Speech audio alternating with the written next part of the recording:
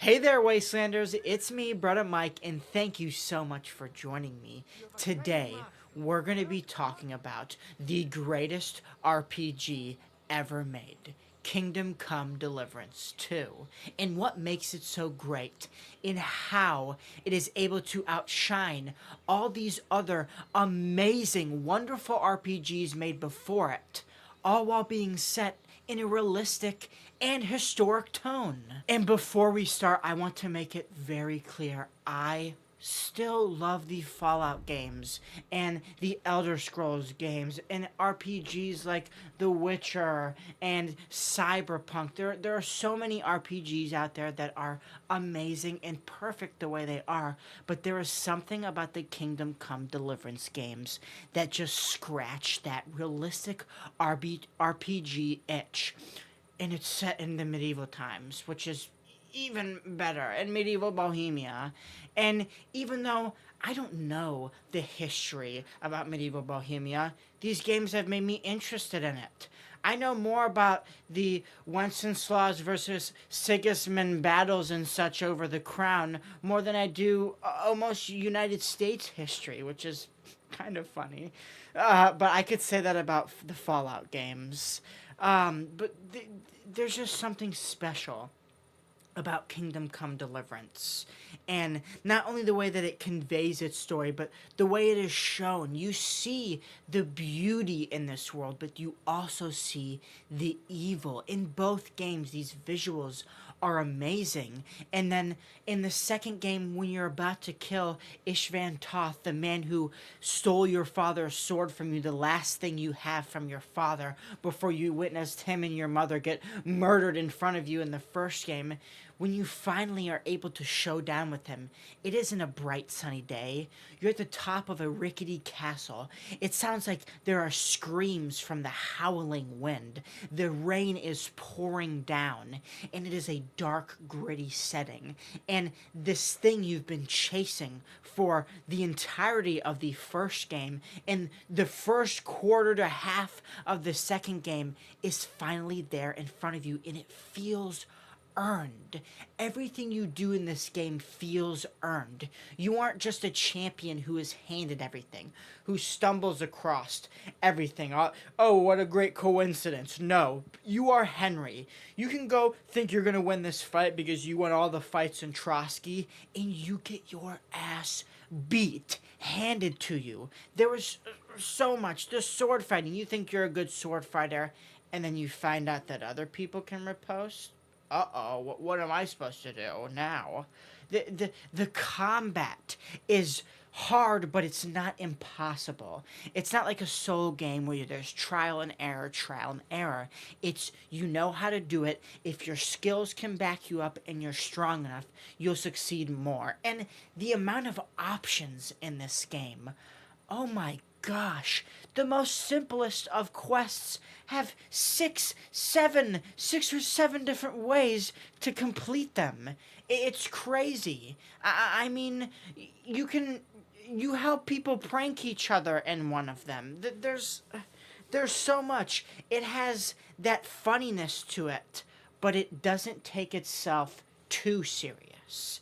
But it also has its serious moments. Yes, these events are set in a historical period, but they do take their own liberties, and it's not something magical. It's not something crazy. You don't need magic and fire spells to convey an amazing story that actually did happen. Now, I know they shoehorn Henry in there a bit, and that some things are altered, but the overall conflict is one that is set in our world and is what happened in the early 1600s or so. And to see it unfold in front of you, to feel like you're a part of it, to walk through the streets of Gutenberg and feel like there's an actual whole world happening around you and that you're not the center of attention, that you may have been a great fighter in the lands before and killed many men in the first game, but when you show up to Trotsky, you're just a beggar. And when you showed up to Gutenberg, you're just a nobody. You have to prove yourself. You can join the Fighters Guild and rise to fame. You can become a blacksmith and follow in your father's legacy and finish what he started all those years before. There are the quests, even random ones that you don't even know that you stumble across, have so much story, have so much heart to them. It's it's insane, and it's all from a relatively small studio. Their first great game was crowdfunded. It was a Kickstarter game. And it's till this day one of the best RPGs I have ever played. You feel like you live in that world. And it's not all willy nilly. If you want to fast travel, yeah, you can fast travel, but there's a chance you're going to get attacked on the roads. And if you're playing hardcore mode, you better forget about saving. You're sleeping to get your saves, and you're not fast traveling everywhere. I mean, it just puts you in the world, and there's so much to it. And I want to do bigger videos about Kingdom Come Deliverance because it really is like one of my favorite games ever. I fell in love with this game.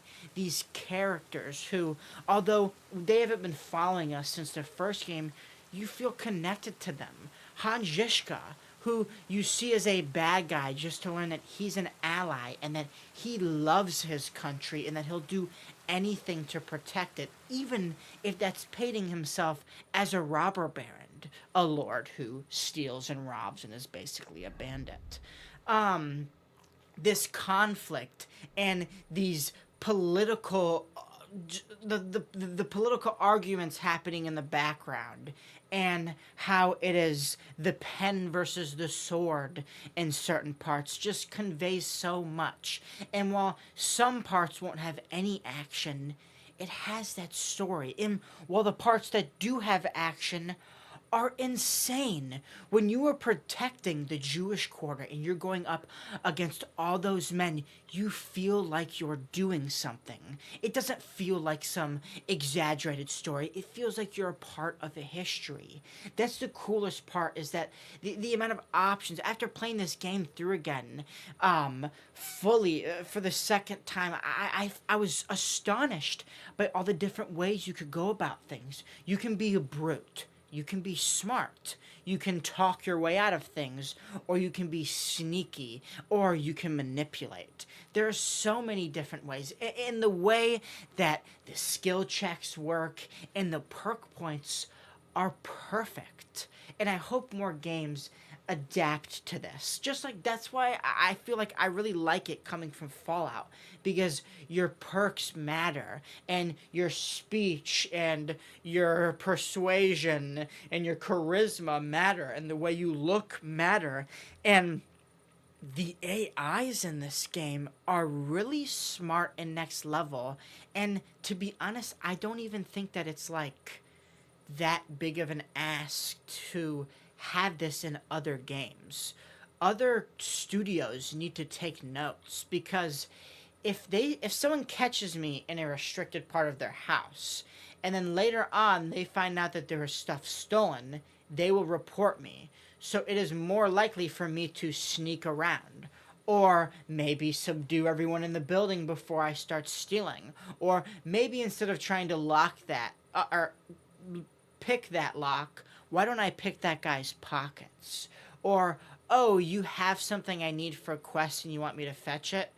I'm just gonna knock you out and take it out of your pockets, and you're not gonna know it's me because you were sleeping. I mean, there's so many paths to go down. There's so many side stories that really don't add anything to the overarching story of Henry, but still have meaning because it shows what's going on in this world, what's going on in this country that is torn apart by war, that has all these outsiders coming in, just raiding and pillaging the lands, and how that affects people, and how it makes everyone standoffish, and how Henry has to earn his spot in this world, and that nothing will be given to him. Yes, his father is a noble, but he is just a bastard. In his eyes, or in the eyes of all the other lords, he doesn't deserve anything. And so what does Henry do? He forges his own path. You forge your own path in this game. You can be either a good, kind-hearted man who helps everyone, or you can be morally ambiguous. You can take when you want to take steal what you want to steal, and help you who you want to help without really anything going back on you besides maybe getting wanted, or you can be pure evil. And the game lets you. And that's what. Yes, there is a predetermined path you have to go down. Yes, you are stuck in pretty much a more linear type of path, but the amount of endings you can get and how later on in the game you find out that you have a brother and that you can save him, but in saving your brother in the end you lose all of the money that you had just stolen from the royal bank or treasury. And if you leave him behind, he dies, but you keep all the money. So what is it worth? Is it worth the money? Is it worth your brother? Is it worth Sigismund not having his treasury, so he has nothing to pay the mercenaries, and they will all go back, and then Wenceslas can come in and take back over. There's just so much, and even when you end the game, there's so much still there, and the DLCs add so much more now. I know people weren't as pleased with the Painters DLC. I didn't have any issues with it. I thought it was a nice, cool story. Now, as someone who doesn't use shields, I don't really care much about what you get from it, but designing the shield was still really fun. And while I've only started a little bit of the Sedlitz Monastery, yes. From what I've seen, there's so many options, and there's so much to do, and that whole area is has so much more stories. And rebuilding the forge, which where your father worked years before. Oh my gosh, amazing! And being able to bring back the tournaments to Kuttenberg and help that one dude become a master. I can't remember their names because I can't even pronounce them. um th- the game has so much to offer, and it's been a year now since it's been out, and I've returned to the game. If you're an avid viewer of this channel, you know I've been streaming the hell out of this game recently, and it's because I love it. There's so much to love, and after playing this game for probably, I'd say, close to 300 to maybe even 400 hours, the only two complaints or things that I have issues with is one, a bit of the ambiguity. It's three. A bit of the ambiguity when it comes to fighting and kind of having to learn some stuff, which may have just been me not paying attention to a few tutorials. Um, but one, not being able to hotkey bandages, and that when you ran into people with your horse, they would go flying. Those are the only two things in the game. Now, yes, for some people, they want action. And while this game does provide action, that action has consequences. It isn't a one dude with a sword, a katana, going up against 20 dudes with bullets, taking all of them. No, if you get hit, you may get cut. You may start bleeding out and losing health during the battle. You may get knocked out while in your fist fight. You may get killed over and over again because you didn't block the attack or dodge at the right time. Your actions have consequences. And that's with combat or with dialogue. And yes, there is a lot of dialogue, but that's where this game thrives, I feel like. I can sit there and listen to a conflict I know very little about because, mind you, I've looked into this game's history. There's still a lot I don't know, but listening to it, seeing these peasants talk about the nobles and the kings and what's going on in the world and how it makes them feel, it feels like you're really there in Bohemia. And that's what makes this game so amazing, because you feel like you're there. I feel like I'm Henry going through the Kuttenberg area, going through the streets of Kuttenberg, selling off my items, trying to find work, playing dice, getting drunk, fighting swords, getting robbed, getting conned, helping people con and rob. It just, why the biggest thing and reason why it is such a good RPG game, and I think one of the best RPG games ever, and was absolutely robbed of the 2025 Game Awards. And I will stand on that because Expedition 33 is nothing but a bunch of AI slop bullshit. That game sucks. I gave it a try. I couldn't last but 30 minutes. How did that beat literally the most immersive, realistic, grounded, but spectacular and just I don't even have the words to describe how amazing Kingdom Come Deliverance 2 is. Except you just feel like you're there. It's one of those RPG games that pull you in, like how Skyrim does. You feel like you're a dragonborn going throughout Skyrim, helping not only just the normal folk around, but also the Jarls and bandits in these guilds and such. You feel like you're there, and this game does it so well, and especially if you play hardcore. Oh my gosh. You are in the thick of it. You are immersed. You are in the game. I mean, I'll go, oh, we're going to do a 2-hour live stream, and you can go look at my live streams when I'm playing Kingdom Come. It'll be like 5 hours and 30 minutes, and I'm like, at the end, because I just can't stop playing. So yes, Kingdom Come 2 is clearly the greatest roleplay game ever created. And if you guys want to see me do some lore breakdowns or some overviews or really anything more to do with Kingdom Come Deliverance, let me know down below, because I really want to, and I most likely will if you guys like it or not, just because I have so much passion for this game.